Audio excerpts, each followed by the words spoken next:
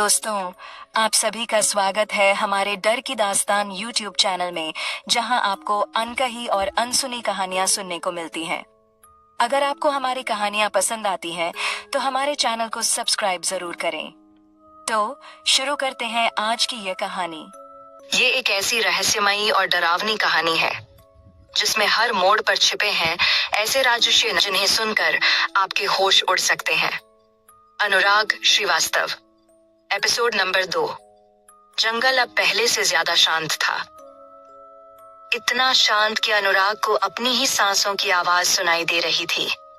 कभी कभी हवा चलती और पेड़ों की ऊंची शाखाएं आपस में टकराकर अजीब आवाज करती। टक टक।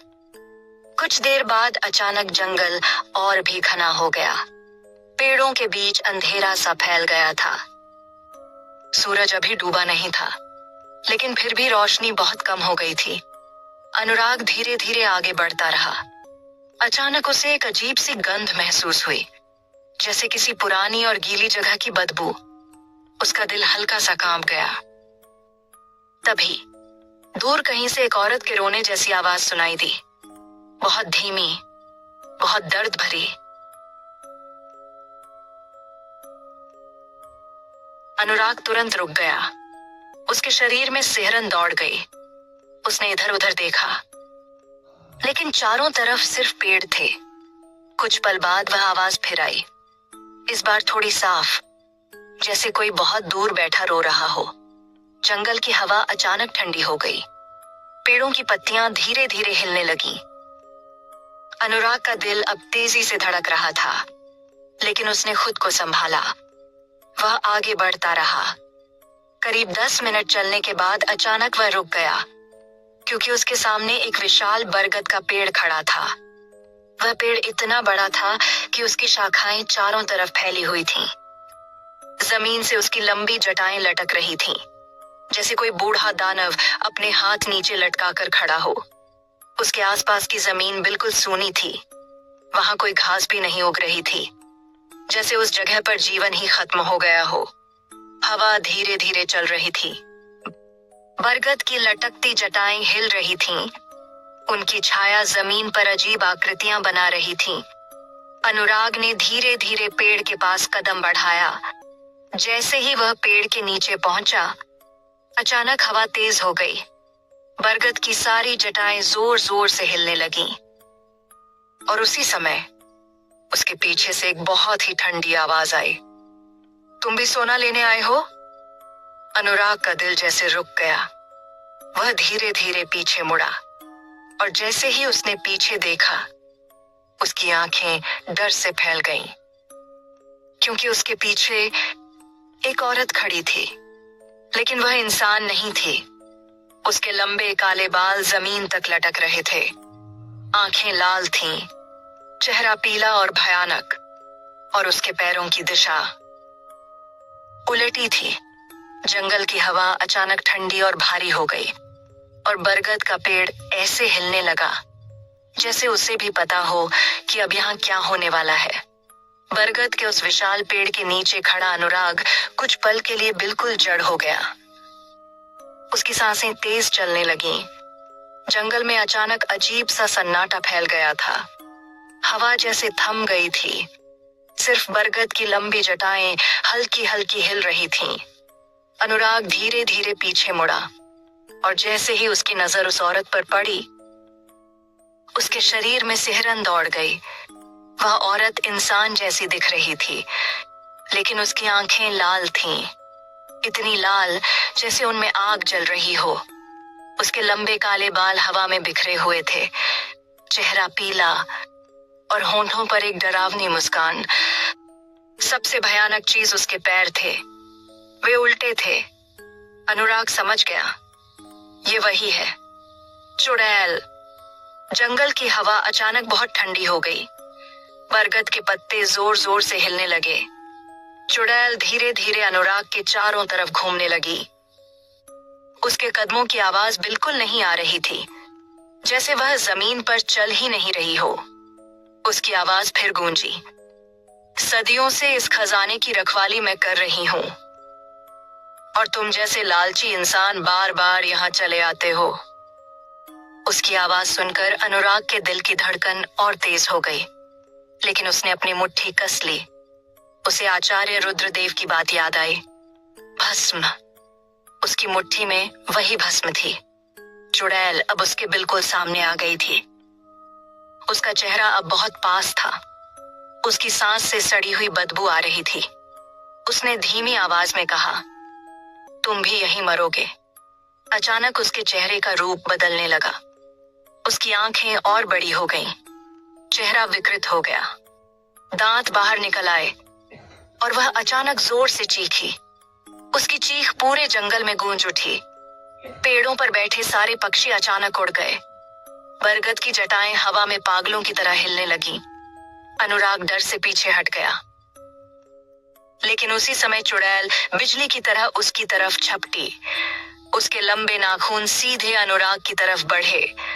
अनुराग ने तुरंत अपनी मुट्ठी खोली और आचार्य की दी हुई भस्म जमीन पर फेंक दी। भस्म जमीन पर गिरते ही हवा में फैल गई और उसी समय अनुराग ने जोर से कहा, श्री कृष्ण। जैसे ही यह शब्द हवा में गूंजे, अचानक एक अजीब सी घटना हुई। भस्म से हल्की सी चमक निकलने लगी।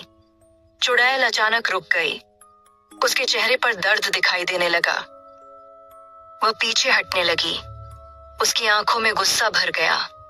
वह गुर्राते हुए बोली, ये शक्ति तुम्हें किसने दी? जंगल की हवा अचानक बहुत तेज चलने लगी। बरगद का पेड़ जोर जोर से हिलने लगा। चुड़ैल अब पूरी तरह क्रोधित हो चुकी थी। उसने अपने दोनों हाथ हवा में उठाए और अचानक जमीन कांपने लगी। सूखी पत्तियां हवा में उड़ने लगीं।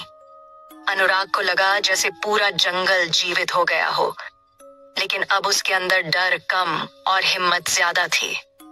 उसे समझ आ गया था, अगर वह अभी नहीं लड़ा तो वह जिंदा नहीं बचेगा। चुड़ैल फिर उसकी तरफ झपटी, लेकिन इस बार अनुराग तैयार था और उसे बिल्कुल भी अंदाजा नहीं था कि इस लड़ाई का अंत उसकी जिंदगी को हमेशा के लिए बदल देगा। बरगद के पेड़ के नीचे हवा अब तूफान की तरह चल रही थी। पेड़ की लंबी जटाएं पागलों की तरह हिल रही थीं। सूखी पत्तियां हवा में उड़ रही थीं। जंगल में अंधेरा धीरे धीरे बढ़ने लगा था। अनुराग के सामने खड़ी चुड़ैल अब पूरी तरह क्रोधित हो चुकी थी। उसकी आंखें लाल आग की तरह जल रही थीं। उसके लंबे बाल हवा में ऐसे लहरा रहे थे जैसे काले सांप हवा में तैर रहे हों। वह गुर्राते हुए बोली, तुम जैसे इंसानों को मैंने सैकड़ों सालों में मार डाला है। तुम भी आज यहीं मरोगे। अचानक वह बिजली की तरह अनुराग की तरफ झपटी।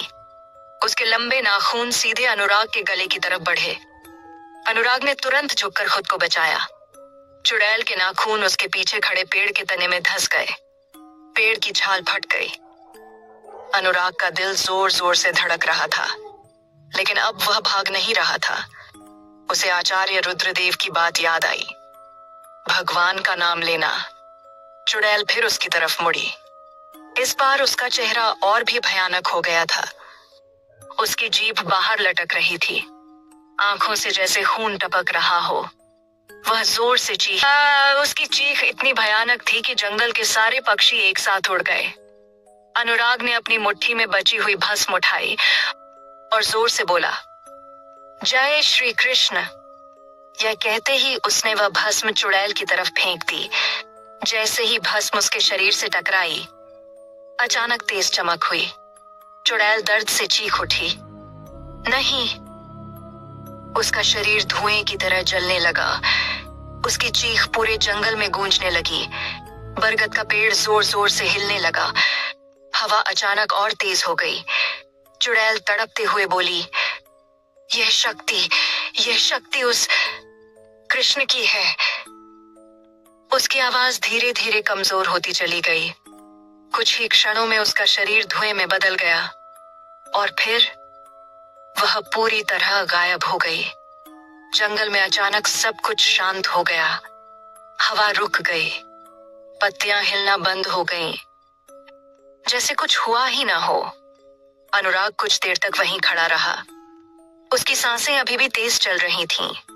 उसके शरीर से पसीना बह रहा था, लेकिन वह जिंदा था। कुछ देर बाद उसने धीरे धीरे बरगद के पेड़ के नीचे जमीन को देखा। उसे याद आया, खजाना। वह घुटनों के बल बैठ गया, अपने हाथों से मिट्टी हटाने लगा। मिट्टी थोड़ी ही गहराई तक थी। कुछ देर बाद उसके हाथ किसी कठोर चीज से टकराए। अनुराग ने मिट्टी और हटाई। वहां एक पुराना लोहे का संदूक दबा हुआ था। उसका दिल जोर से धड़कने लगा। उसने पूरी ताकत लगाकर संदूक को बाहर निकाला। संदूक काफी भारी था। उसने धीरे धीरे उसका ढक्कन खोला, और जैसे ही ढक्कन खुला, उसकी आंखें चमक उठीं। अंदर सोने के सिक्के और गहने भरे हुए थे। इतना सोना कि शायद उसने जिंदगी में कभी सोचा भी नहीं था। उसकी सांसें रुक सी गईं। कुछ पल तक वह बस उस सोने को देखता रहा। फिर उसके चेहरे पर हल्की मुस्कान आ गई। अब उसके पिता का इलाज हो सकता था। अब उसकी गरीबी खत्म हो सकती थी। कुछ देर बाद उसने संदूक को बंद किया और उसे उठाकर जंगल से वापस चल पड़ा। रात धीरे धीरे उतरने लगी थी। जंगल में झींगरों की आवाज गूंजने लगी थी। कुछ देर बाद वह फिर उसी पीपल के पेड़ के पास पहुंचा। आचार्य रुद्रदेव अभी भी वहीं बैठे थे, जैसे उन्हें पहले से पता हो कि क्या हुआ है। अनुराग ने संदूक उनके सामने रख दिया और उनके पैरों में झुक गया। आपकी वजह से मैं जिंदा हूं। आचार्य ने हल्की मुस्कान के साथ उसकी तरफ देखा, फिर बोले, अब तुम्हारा रास्ता बदल चुका है अनुराग। उनकी आवाज बहुत गहरी थी। उन्होंने आगे कहा, दुनिया में बहुत सी काली शक्तियां हैं और उनका अंत होना जरूरी है। अनुराग ने उनकी तरफ देखा। उसे समझ नहीं आया कि आचार्य क्या कहना चाहते हैं। तभी आचार्य ने शांत स्वर में कहा, अगर तुम चाहो तो मैं तुम्हें वह शक्ति सिखा सकता हूं जिससे तुम इन काली शक्तियों का विनाश कर सको। जंगल में हवा फिर धीरे धीरे चलने लगी। पीपल की पत्तियां सरसराने लगीं। अनुराग कुछ पल तक सोचता रहा, फिर उसने धीरे से सिर झुका दिया। गुरुदेव, मुझे अपना शिष्य बना लीजिए। आचार्य रुद्रदेव की आंखों में एक गहरी चमक आई, लेकिन उस चमक के पीछे एक रहस्य भी छुपा था। एक ऐसा रहस्य जिसे अभी दुनिया में कोई नहीं जानता था, और शायद अनुराग भी नहीं। लेकिन यहीं से शुरू होने वाली थी उसकी असली यात्रा।